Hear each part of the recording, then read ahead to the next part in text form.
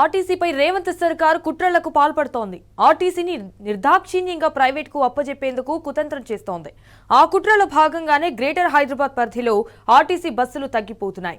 అదే సమయంలో ఎలక్ట్రిక్ బస్సులు క్రమంగా పెరుగుతున్నాయి. ఓ పక్క పెంచిన బస్ ఛార్జీలతో ప్రజలు సతమతం అవుతుంటే మరోపక్క ఆర్టీసీ ప్రైవేటీకరణకు సర్కార్ రంగం సిద్ధం చేస్తోంది. అయితే దీంతో తమ భవిష్యత్తు ప్రశ్నార్థకం అవుతుందని ఆర్టీసీ ఉద్యోగులు ఆందోళన వ్యక్తం చేస్తున్నారు. ప్రజలు ఉద్యోగాలు పర్యావరణం కోసం అంటూ ప్రభుత్వం అనుసరిస్తున్న మోసపూరిత విధానాలపై మండిపడుతున్నారు. దీనిపై మరింత సమాచారాన్ని మా ప్రతినిధి ఉదయ్ కిరణ్ అందిస్తారు.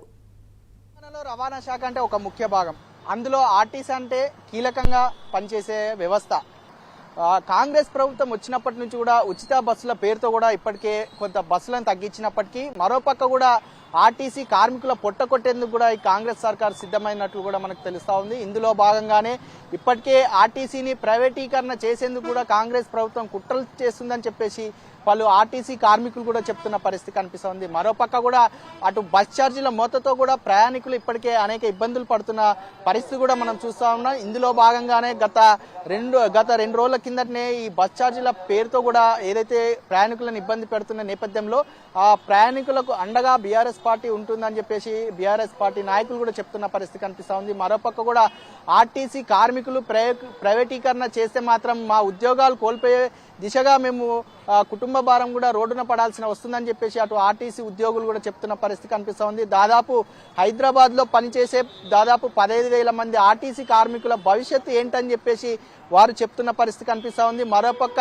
హైదరాబాద్ లో పనిచేసే ఆర్టీసీ కార్మికుల రిటైర్మెంట్ వాళ్ళని కూడా కొంతమంది హైదరాబాద్ లో పనిచేసే కార్మికులను కూడా కొంతమంది రిటైర్మెంట్ ఇవ్వాలని మరికొంతమందిని జిల్లాలకు తరలించే దిశగా కూడా ఈ ఆర్టీసీ యాజమాన్యం చేస్తుందని చెప్పేసి పలు ఆర్టీసీ కార్మికులు కూడా చెప్తున్న పరిస్థితి కనిపిస్తా ఉంది. మరోపక్క ఇప్పటికే ఆర్టీసీని ప్రైవేటీకరణ చేస్తే మాత్రం భారీ నష్టాల్లో కూడా వెళ్తుందని చెప్పేసి ఆర్టీసీ కార్మికులు కూడా చెప్తున్న పరిస్థితి కనిపిస్తా ఉంది. దీనిలో ముఖ్య భాగం ఏంటంటే కొన్ని బస్సులు తీసేసి వాటి స్థానంలో కూడా ఎలక్ట్రిక్ బస్సులు పెట్టాలని ఈ ప్రభుత్వం యోచిస్తుందని చెప్పేసి ఆర్టీసీ కార్మికులు చెప్తున్న పరిస్థితి కనిపిస్తోంది. ఈ ఎలక్ట్రిక్ బస్సుల వల్ల కూడా కొన్ని బస్సులు కూడా మూతపడే దిశగా కూడా ఏర్పడుతుందని చెప్పేసి వారు చెప్తున్న పరిస్థితి కనిపిస్తా ఉంది. మరోపక్క ఇప్పుడు ప్రస్తుతం మనం సిబిఎస్ బస్టాండ్ దగ్గర ఉన్నాం. ఇక్కడ చూసుకోవచ్చు నిత్యం వేలాది బస్సులు వెళ్లే ఈ ప్రాంతంలో ఇప్పుడు కనీసం కొన్ని బస్సులు మాత్రమే ప్రయాణిస్తున్న పరిస్థితి కనిపిస్తా ఉంది. దీనికి కారణం ముఖ్యంగా ఫ్రీ బస్ పథకమే దీనికి ముఖ్య కారణం అని కూడా మనం చెప్పుకోవచ్చు. ఎందుకంటే ఒకప్పుడు ఈ ఆర్టీసీ బస్సులు వరుసగా వెళ్లే ఈ రూట్ లో కూడా ఇప్పుడు తక్కువ వెళ్తున్నాయని అంటే కూడా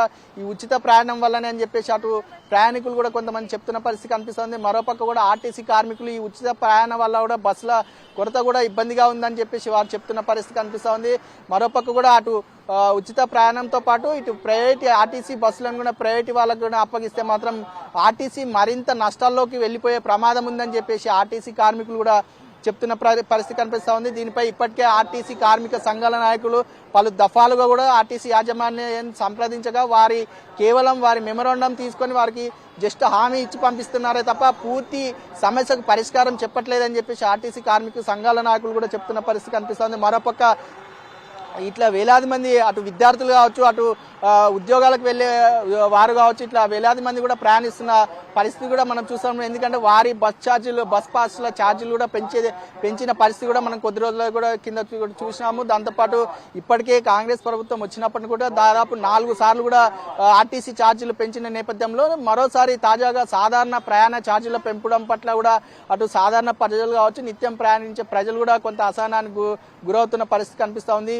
వీటికి తోడు ఇప్పుడు బస్సులను కూడా ప్రైవేటీకరణ చేయడం ఏంటని చెప్పేసి అటు ఆర్టీసీ కార్మిక సంఘాల నాయకులు కూడా ఇప్పటికే కొంత అసహనానికి కూడా గురవుతున్న పరిస్థితి కనిపిస్తోంది. మరోపక్క కూడా మేము కనీసం మా సమస్యలను పరిష్కరించండి అని చెప్పేసి ఆర్టీసీ కార్మిక సంఘాల నాయకులు ఆర్టీసీ యాజమాన్యాన్ని కోరగా వారి మాత్రం ఎలాంటి స్పందన లేదు. ఇప్పటికే ఆర్టీసీ ఎండీ కూడా ఇప్పటికే కొత్త ఆర్టీసీ ఎండీ వచ్చారు. ఆ ఆర్టీసీ ఎండీ అయినా మా సమస్యలు తీరుస్తారని చెప్పేసి వారు కొంత వేచి చూస్తున్న పరిస్థితి కనిపిస్తా ఉంది. మరోపక్క కూడా గతంలో మేము ఎన్నిసార్లు మొరపెట్టుకోకుండా మా సమస్యలు మాత్రం ఇప్పటివరకు పరిష్కారం కాలేదని చెప్పేసి అటు ఆర్టీసీ కార్మిక సంఘాల నాయకులు చెప్తున్న పరిస్థితి కనిపిస్తోంది. మరోపక్క కూడా రాష్ట్ర వ్యాప్తంగా కూడా ఇప్పటికే పలు జిల్లాలలో కూడా ప్రయాణికులు కూడా కొంతమంది చెప్తున్న పరిస్థితి ఏంటంటే ఇప్పటికే ఆర్టీసీ ఛార్జీలు పెంచడం ఏంటని చెప్పేసి అటు చెప్తున్న పరిస్థితి కనిపిస్తుంది. మరోపక్క కూడా మహిళలకు ఉచిత బస్సు పేరు పేరుతో, మరోపక్క మగవారికి టికెట్ పెంచడం ఏంటని చెప్పేసి దీనిపై పూర్తి కుటుంబ భారంపై పూర్తిగా భారం మోపడమేనా ఇది పెంపు అని చెప్పేసి వారు చెప్తున్న పరిస్థితి కనిపిస్తుంది. మరోపక్క రాష్ట్ర వ్యాప్తంగా ఇప్పటికే ఆర్టీసీ కార్మికులు కూడా కొంత ఆందోళనకు గురవుతున్న పరిస్థితి కనిపిస్తుంది. ఎందుకంటే ఆర్టీసీ కార్మికులను ఆర్టీసీ బస్సులను ఏదైతే ప్రైవేటీకరణ చేస్తే మాత్రం మా కుటుంబాలు రోడ్లా పడతాయని చెప్పేసి వారు ఆందోళన చేస్తున్న పరిస్థితి కనిపిస్తుంది. ఇప్పటికే పిల్లల చదువులు కావచ్చు, అటు కుటుంబ పోషణ, కుటుంబ భారం మాకు భారంగా అనిపిస్తుంది. అనేక సమస్యలతో సతమతం అవుతున్న ఇట్లాంటి పరిస్థితుల్లో ఇలాంటి నిర్ణయం తీసుకోవడం చాలా బాధాకరం అని చెప్పేసి వారు చెప్తున్న పరిస్థితి కనిపిస్తుంది. మరికొద్ది రోజుల్లో కూడా ఆర్టీసీ ప్రైవేటీకరణ చేస్తే మాత్రం అనేక మంది ఆర్టీసీ కార్మికులు కూడా రోడ్డున పడే పరిస్థితి కూడా ఏర్పడుతుందని చెప్పేసి ఆర్టీసీ కార్మిక సంఘాల నాయకులు కూడా చెప్తున్న పరిస్థితి కనిపిస్తా ఉంది. కెమెరా పర్సన్ విజయ్తో కలిసి Uday Kiran, T News, NGVS నుంచి.